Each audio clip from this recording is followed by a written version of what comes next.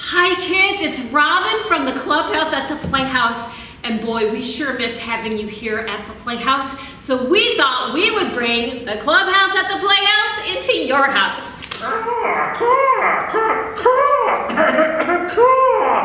Hey, Robin. Hi, Edgar. Well, hello there. How is everybody doing? Wow, there sure are a lot of you. well, as many of you know, my name is Edgar Allan Crow, and I live in the cuckoo clock for the clubhouse at the Playhouse. Yeah, I know what you're thinking. I'm a crow, not a cuckoo bird. Well, what can I say? It's a living. Well, anyway, in order for us to get started, I'm going to shout, "It's time for," and then you'll say, "The clubhouse at the Playhouse." So let's try it. It's time for the clubhouse at the Playhouse. Wow, that was awesome, everyone. Great job. Well, all right. Hey, wait a minute, Robin. Yes, Edgar? We have a clubhouse member back here. Should I send him out to see with you? Well, yes, of course. We'd love to see a clubhouse member. Send him on out. Okay, I'll send him out. All right, give me a second. Hey, count him down, and then he'll jump out. I'll tell him that. Okay, thanks, Edgar. Bye. All right. Oh, I can't wait to see who it is. Just like we always do, let's count down. Well, let's just count back from 3, and then say, ta-da! Here we go. 3, 2, 1, ta-da!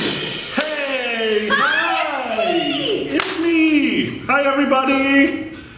Hi. Oh, boy, you know what? There are a lot of friends out there. You know what I think we should do, Pete? We should take a closer look. Yes, of course!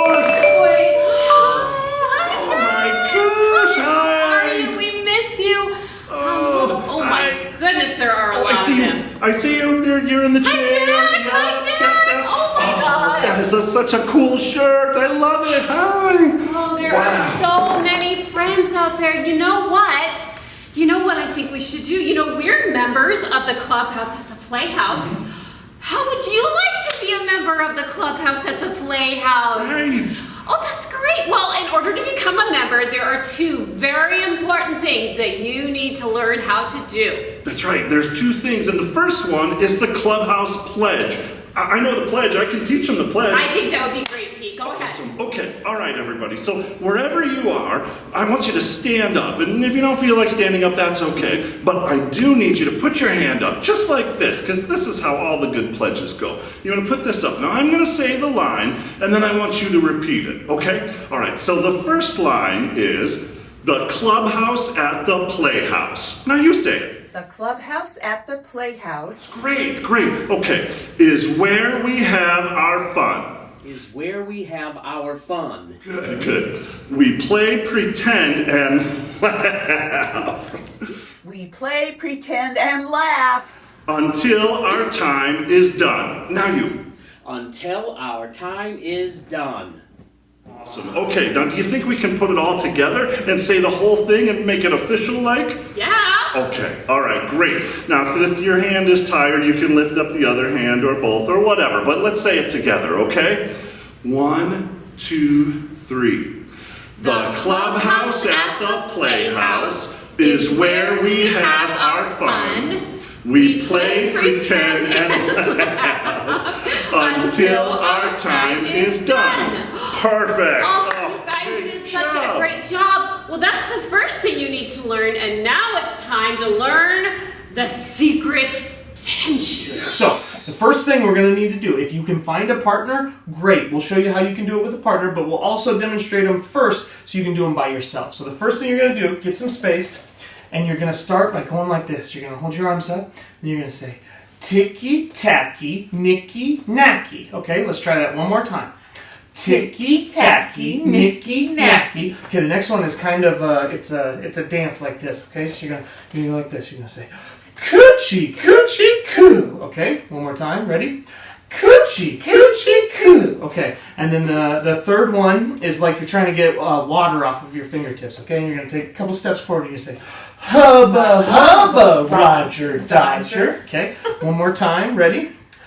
Hubba hubba, Roger Dodger. And the last one is like you're squishing a bug on the sidewalk, okay? You're gonna go, ooey gooey goo. Okay, one more time, ready? Ooey gooey goo. Okay, everybody ready to do it all together now? All right, if you've got a partner, this is how we're gonna do it with a partner. Ready? Ticky tacky, nicky nacky, coochie coochie coo. Hubba hubba, Roger Dodger, ooey gooey goo. Great job, everybody. Thank you so much. And now that you are official members of the clubhouse at the Playhouse, we can tell you what we do here. Right. We read stories. And every time you tune in each week, we're going to have a new clubhouse member read you a new story. Hey, Robin, what's the story going to be today? Let's find out. Hi, I'm Cody. Welcome to my salon. And today we're reading Finn McCool by Tomie dePaola. Now, he and the Holiday House have given us permission for Tomie dePaola's books to be read and recorded for educational purposes, and we thank them for letting us share this story with you. Now, if you like this book, Tomie dePaola has written many more fun stories that you can purchase through a number of publishers and bookstores.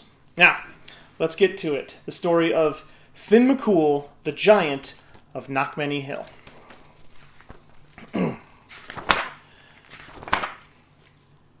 In olden times, when Ireland's glens and woods were still filled with fairies and leprechauns, giants too lived on that fair Emerald Isle.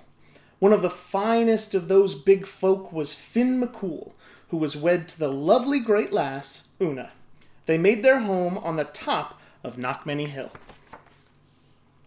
Now, as any good giant, Finn McCool had his work to do, so he was often away from home. Lovely Una didn't seem to mind, for there was plenty to keep her own hands busy, spinning, knitting, and even giving a pretty touch to their great house. Life was very pleasant indeed. One morning, when Finn McCool was busy working with his kin building a causeway to Scotland, the word came that Cuchulainn was coming. Cuchulainn was a giant too, and without a doubt the strongest in that part of the world. When he walked, the very earth trembled, and with one blow of his fist he had flattened a thunderbolt so that it looked like a pancake. He was so proud of that feat that he kept the thunderbolt in his pocket to show all just how strong he was. Every giant in Ireland had been given a good beating by Cuchulainn. Every giant, that is, except Finn McCool. And Cuchulainn swore by the green that he would never rest, day or night, winter or summer, until Finn McCool was added to his list. So far, Finn had been smart enough. He kept moving about whenever he heard that Cuchulainn was in the neighborhood. But this time, Cuchulainn was sure to get him. So Finn left the causeway and sped off for Knockmany Hill, his house, and his darling Una. "Finn, my love," said Una, greeting him at the door, "what brings you home so early from your work?" "Oh, the chance to get a sight of you, my sweet thing," said Finn. Since he was as honest as the summer day is long, he also added, "and to keep out of the way of Cuchulainn. He's after me." Una soothed her husband. She brought him his slippers and lit a pipe for him. She stirred up the peat fire so it would be nice and cozy. Then she set down a huge mug of stout and cut a gigantic slab of soda bread for her dearie. "Finn, husband of mine, enough is enough," said Una, as gently as she could. "For years you've been hiking around from one place to another to avoid this Cuchulainn. Why, you even built our house so high on this windiest of hills so you'd be able to spy him coming. You'll not get a moment's rest until you stand fast and face him." "Aye, I'll be getting plenty of rest if I stand fast and he knocks me down. I don't have the heart to face a man who can make a young earthquake just with his walk, and who carries around a flattened thunderbolt in his pocket just to prove his strength." At that, Knockmany Hill gave a little dance. "He's coming," said Finn, his face turning a shade of pale green. "Now hush," said Una, "and give me time to think.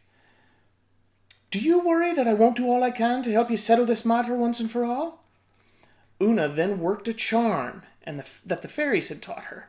She took 9 wooden threads, each a different color, and braided them into 3 braids. She put one around her right arm, one circling her heart, and the third around her right ankle. Now, nothing she did could fail. Next, she sent around to all the neighbors to borrow 1 and 20 iron frying pans. She hid them in 1 and 20 loaves of bread that she baked in the fire in the usual way. She set them in the cupboard with some bread she had baked the day before. She then took a pot of milk and made it into a fresh wet cheese, and put it along with some white stones at the foot of the cradle she had made up. "Now, my darling," she said, handing Finn some baby clothes, "put these on and do everything just as I'm about to tell you. And remember," she said at the last, "Cuchullin's strength lies in the brass ring he has on his right hand. Now quick, into the cradle, 'cause I hear that man mounting at the door." All right, woman, bellowed the giant at the door. Where's that coward Finn McCool that I've been chasing after all this time? "Well, well," said Una, with her sweetest smile. "Now isn't that a shame? Finn was off working on the causeway when some important family affair called him away. But he'll be home by tea time, so why don't you just come right in and sit down?" Poor Finn trembled in the cradle. You see this? Cucullin said, pulling what looked like a pancake out of his pocket. This was a thunderbolt until I caught it and flattened it. And that's what I'm going to do to Finn McCool too, said Una. "That may not be as easy as you think. Finn McCool's a big broth of a man. Why, take a look at our little baby, and you might be getting an idea of the strength and breadth of Finn himself." Cucullin peeked in the cradle. "Ooh," said the huge baby, looking back at him. "My," said Cucullin, "what a big boy!" "While you're waiting, why not have a bite to eat?" said Una. She put some loaves of bread on the table, along with a can or two of butter and a pile of cabbages. Cucullin, who was as much a glutton as he was a bully, popped a loaf into his mouth and took a huge bite right down on one of the frying pans. "Clang! Yow!" shouted Cucullin. "What kind of devil's bread is this? It'll chew my teeth out!" "Well, that's Finn's bread. It's the only kind he eats," said Una. "Is it a bit too tough for you?"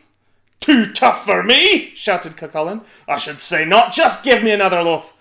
Cucullin chomped into another loaf and into another frying pan. "Oh, I'll not have a tooth left in me mouth, woman. There's 2 more." Cucullin hollered even louder. The baby began to holler too. "Hungry, hungry, hungry!" "Ah, sweet dumpling," said Una, and she handed baby Finn a loaf. And because there was no frying pan in this loaf, Finn ate it right down. "More," said the baby, and he gobbled up another loaf. "He seems a strong lad," said Cucullin, getting a little worried. "If this was the baby, the father must indeed be a bit stronger than Cucullin thought." "Ah, yes," said Una, beaming. "Why, instead of dollies, he loves to play with those white stones there in his cradle. Show the nice man, baby dear." Finn did as he was told. He picked up a stone that was really the cheese and squeezed all the water out of it and popped it into his mouth and ate it down. Cucullin was not to be outdone by a baby. He grabbed a stone and squeezed and squeezed and squeezed. Squeeze as he might, he couldn't get one drop of water out of it. He popped it into his mouth, and with a chomp, there went the rest of his teeth. The howl that came out of him almost broke all the windows. When he finally calmed down, Cucullin said to Una, "What kind of teeth does that lad have? They must be made of iron. Let me see your choppers, baby." At that, baby Finn opened wide his mouth, and Cucullin stuck in his brass finger, the very brass finger that was the secret of his strength. With a strong bite, Finn McCool bit the brass finger right off. Then Finn leapt out and began to pound the daylights out of poor weak Cucullin. And that was that. Out the door went Cucullin, never to bother anyone, let alone Finn McCool, again. "Tea's ready, my love," said Una, and Finn McCool sat down with the best giant wife in the whole world. And they lived a long and happy life. Well, that was Finn McCool, the giant of Knockmany Hill. Thank you so much for joining us here for Friday Funday, not at the Playhouse, but in your house. We'll see you again soon. Wow, that was a great book. I bet you can practice retelling the story to your families at home. Caw, caw, caw, caw. Oh, hey, Robin. Hey, yeah, it certainly was a great story. But hey, when are you gonna do a story with a crow in it? Maybe next time? Okay, all right. Well, I'm gonna go back inside. But it was sure good to see everybody. Bye, everybody. Bye, Edgar. Bye. Thank you for joining us for this week's Clubhouse at the Playhouse. We'll see you next time. Bye-bye.